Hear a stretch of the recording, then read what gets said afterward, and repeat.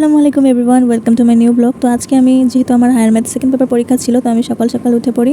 আজকে যেহেতু বাইরে অনেক বৃষ্টি ছিল, তাই আমার ঘুম থেকে উঠতে খুব লেট হয়ে গেছে। এবং দেখো তোমরা বাইরে কী পরিমাণে বৃষ্টি পড়ছে। এখন এই বৃষ্টির মধ্যে আমাকে হায়ার ম্যাথ পরীক্ষা দিতে যেতে হবে, কি আর করার। এইচএসসি 26 ব্যাচকে তো অনেক ভোগান্তি পোহাতে হলো, এ তো আর এমন কিছু না। তো আমার ছোটো বোন এদিকে একটা ফুল গাছ লাগিয়েছিল, সেখানে ফুল এসেছিল। আর এদিকে দেখো কালকে রাতে আমার তেমন কিছু বেশ পড়া হয়নি, তারপরও বই খাতাগুলো সব কিছু এলোমেলো হয়ে রয়েছে।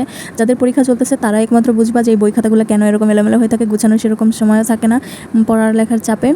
আর এদিকে প্রায় সব কিছু মিলিয়ে আমার রেডি হতে হতে প্রায় 8টার বেশি বেজে যাচ্ছিল। সেই জন্য আমি ভাবছি যেহেতু 10টায় পরীক্ষা, বাসা থেকে একটু তাড়াতাড়ি না বের হলে হয়তো রিক্সাও পাওয়া যাবে না, অথবা রাস্তায় পানি জমে থাকার কারণে অনেক জ্যামে অনেক প্রবলেম ফেস করতে হবে। এই জন্য আমি তাড়াতাড়ি বাসা থেকে রেডি হয়ে বের হয়ে পড়ি, যতটুকু তাড়াতাড়ি সম্ভব পারা যায়, এবং তাড়াতাড়ি আমি বাসা থেকে নেমে পড়ি। তারপরও মেঘের অবস্থা দেখো, বাইরে এখনও অনেক মেঘ করে আছে, মনে হইতেছে এখনও বৃষ্টি হবে বাইরে নামার সাথে সাথে।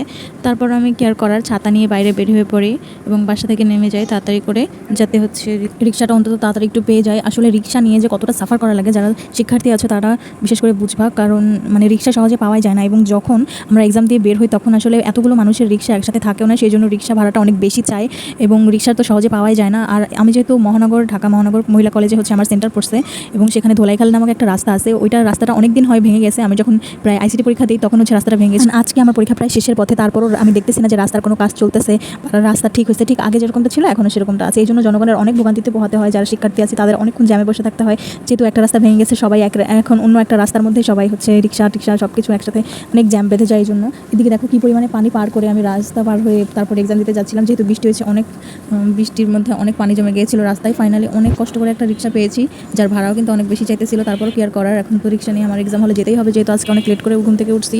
এবং আমি যতটুকু আশা করছিলাম যে আমার পরীক্ষা মোটামুটি ভালো একটা পরীক্ষা দিব, কিন্তু সেরকম আশানুরূপ কোনো এক্সাম দিতে আমি পারি নাই।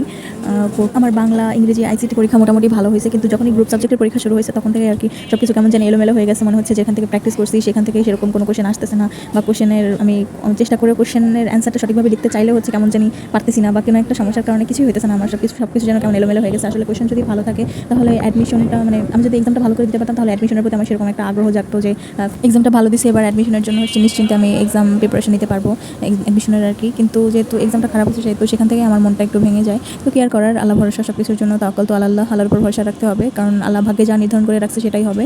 যেভাবে এক্সামটা দিয়েছি কিনা, আল্লাহ আমার ভাগ্যে এভাবে এক্সামটা রেখেছিল যে এইভাবে আমি পরীক্ষাটা অ্যান্সার করবো, সেই জন্য তো আমি সব কিছু আল্লাহর উপর ছেড়ে দিই, কারণ এত টেনশন করলে মানুষ বাঁচবে না। যাই হোক, আমি এরপর এক্সাম দিতে চলে আসি এবং ফাইনালি আমি নেমে পড়ি। এবার আমি আমার সেন্টারে চলে এসেছি, ঢাকা মহানগর মহিলা কলেজ। এটা আমার বাসা থেকে প্রায় অনেকটা দূরে, এই যে গ্রেগরি স্কুলটা আছে, গ্রেগরি কলেজ, সেখানে। তো এর পাশে ক্রুশ আছে। আমি এখানে আরও একবার আসছিলাম, এখানে হচ্ছে গ্রেগরি একটা ফেস্ট হয়েছিল, ওখানে ন্যাচারাল বেস নিয়ে, ওখানেও আসছিলাম আমি এর আগে। তো এখন অনেকে বলবে যে তোমরা তো বরিশালের মানুষ, সদরঘাটে প্রায় যাওয়া আসা করে, যখন গ্রামে যাও তখন তো সদরঘাটে যাও, এখানে প্রায় আসা পড়ে। কিন্তু না ভাই, আমরা বরিশালের মানুষ হলেও এখানে আমরা সদরঘাটে দিয়ে লঞ্চ দিয়ে আমরা বাড়ি যাই না, আমরা বাসেই চলে যাই। আর প্রদর্শিত হওয়ার পরে তো আমরা লঞ্চে কখনো জড়িয়ে নেই, বা লঞ্চে কখনো আমরা গ্রামের বাড়িতে যাই। তো এবারে আমি চলে যাচ্ছি আমার পরীক্ষার সেই কাঙ্ক্ষিত লাস্ট এক্সাম দেওয়ার, মানে হায়ার ম্যাথের একদম সর্বশেষ পরীক্ষাটা দিয়ে একদম চিরমুক্ত হতে। তো আমি এবার সেন্টারের দিকে হাঁটা শুরু করি। আসলে অনেক বৃষ্টির মধ্যে তো বাইরে দাঁড়িয়ে থাকা সম্ভব নয়, সেজন্য এখানে একটা বাটার জুতার দোকান আছে, তো ওইখানে সবাই উঠে বসে থাকে, যেহেতু ওটা একটু উঁচা আছে এবং বৃষ্টির পানিও সেরকম লাগে না, সেজন্য আর কি সবাই ওখানে বসে। এই জন্য আমি ওখানে বসাচ্ছিলাম এতক্ষণ। এবার আমি সেন্টারে চলে যাচ্ছি। তো সেন্টারে দেখো অনেকেই হচ্ছে মানুষ ভিতরে চলে গেছে, আমার অনেক ফ্রেন্ডরাই।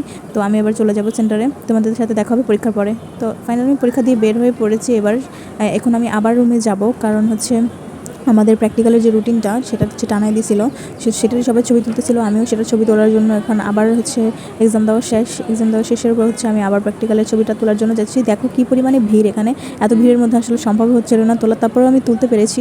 তোলার পরও আমি এক্সামে দেখতেছি ডেটই উঠে নাই, বায়োলজি সেকেন্ড পেপার এক্সামে। সেই জন্য আমি কন্ট্রোল রুমে হচ্ছে দেখা করি, ম্যামদের সাথে কথা বলি যে এখানে ডেটটা আসে না কেন। তারপর তারা আমাকে বুঝিয়ে দেয় যে আসলে ডেটটা এখানে মিস্টেকলি উঠে নাই। তারপর হচ্ছে ওটা 17 তারিখেই ডেট পড়েছিল।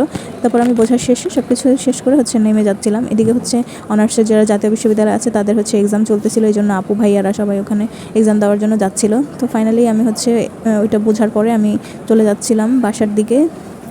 আসলে আমার অনেক দিনের আকাঙ্ক্ষা ছিল যে আমি হায়ার ম্যাথ এক্সাম দিয়ে অনেক শান্তিতে ঘুরবো ফিরবো, আমি অনেক মুক্ত হব, কিন্তু শেষ হয়েও হইল না। শেষ একটা কথা যেটা রবীন্দ্রনাথ বলেছিল ছোট গল্পের ক্ষেত্রে। তো আসলে এক্সামটা শেষ হয়েও এখনও শেষ হয়নি পুরোপুরি, কারণ প্র্যাকটিক্যাল এক্সাম আছে, সেটার জন্য আমাদের পড়া লাগবে, কারণ এটাতে ফ্রি মার্ক দিবে না কখনোই। এটার জন্য আমাদের যথেষ্ট পরিশ্রম করতে হবে, কোন জায়গা থেকে কী আসে, তারপর হচ্ছে প্র্যাকটিক্যালে সব কিছু করে দেখাতে হবে। তো এটাই আমাদের প্রিপারেশন এখন ভালো করে নিতে হবে। তারপর অ্যাডমিশনের প্রিপারেশন সব কিছু নিয়ে আসলে এখনও শেষ হয়ে হইল না না শেষ একদম এক্সামটা। তো আমি ফাইনালি রিক্সা নিয়ে পড়ি এবং এক্সাম শেষ হওয়ার পরে আমি রিক্সা দিয়ে চলে আসতেছিলাম বাসায়। তো রিক্সা থেকে এবার নেমে পড়েছি এবং এবার হেঁটে হেঁটে বাসায় চলে যাব, কারণ বাসার খুব কাছে রিক্সাটা থামিয়েছিল। তো আমার এখন খুব কিছু খাইতে ইচ্ছা করছিল, তারপর ভাবছি কী খাবো, তারপর একটা সমুচা কিনে নিই বাসার জন্য, কারণ ভাজা পোড়া খুব বেশি না খাওয়াটাই ভালো, বাইরের জিনিস আমি যতটা পারি অ্যাভয়েড করার চেষ্টা করি। তো আমি কিন্তু তারপরও যখন বাইরের জিনিস দেখি দু একটা খাইতে মনে চাই, এরপর আমার খুব সমুচা খেতে মন চাইছিল, এই জন্য আমি একটা সমুচা কিনে বাসায় চলে আসি।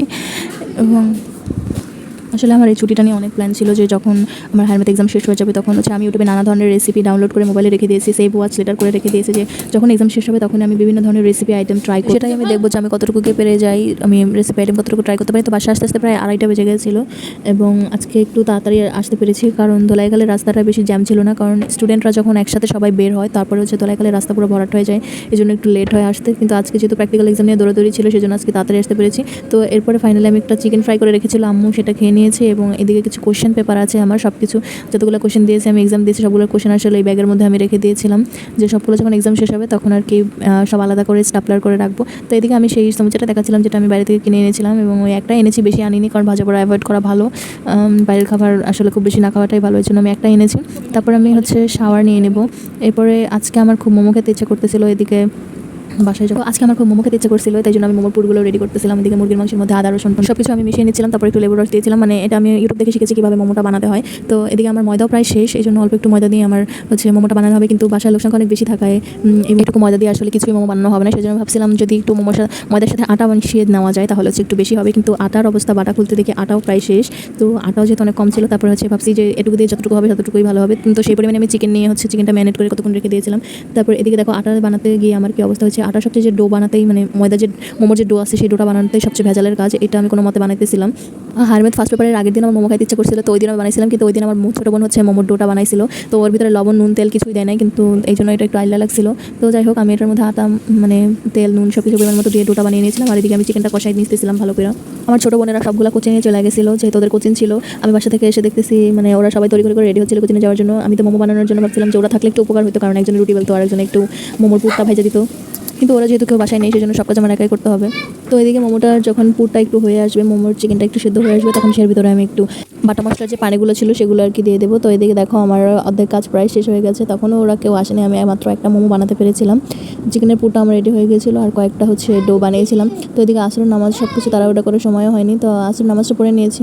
আর এদিকে যতগুলো মোমো হয়েছে এগুলো আমার ছোটো বোন যেহেতু বাসায় চলে এসেছে কোচিং থেকে, ওরা কি সবগুলো অল্প অল্প করে স্টিমারে দিয়ে দিচ্ছিলো, আসলে স্টিমার না, সেরকম প্রেশার কুকারের যে একটা ঢাকনি থাকে ওইটার মধ্যে ছিদা থাকে, ওইটার ভিতরে আর কি দিয়ে দিয়েছিলো। বেশ কয়েকটা মোমো হয়ে গেছিলো, তাও এদিকে প্রায় 1 খোলা মোমো হয়ে গিয়েছিলো। দেখো আমি এটা সস দিয়ে কিছুটা খাবো, আর অনেক দিন থেকে আশা ছিল যে আমি আর কি যখন হায়ার ম্যাথ পরীক্ষা শেষ হবে, তো যেহেতু অনেক মানুষের বাসায় বেড়াতে যাইতে পারিনি, তারা আমাকে অনেক আমন্ত্রণ করেছে, ইনভাইট করেছে যে বাসায় বেড়াতে আসার জন্য, তো আমি যাইতে পারিনি, সেই জন্য আজকে ভাবছি যে তাহলে আজকে চলে যাই। আর এদিকে দেখো তো যখন সবগুলো মোমো হয়ে গিয়েছিলো তখন তো নিচে দেখতেছিলাম যে কতগুলো একটা বলের ভিতরে অনেকগুলো মোমোর ডো রেডি হয়ে গিয়েছে, রেডি করে রাখা ছিল, কিন্তু মোমোটা বেলাই মনে নেই। তো আমার ছোটো বোন আবার এদিকে মোমোর রুটিগুলো বেলা শুরু করে দিয়েছে।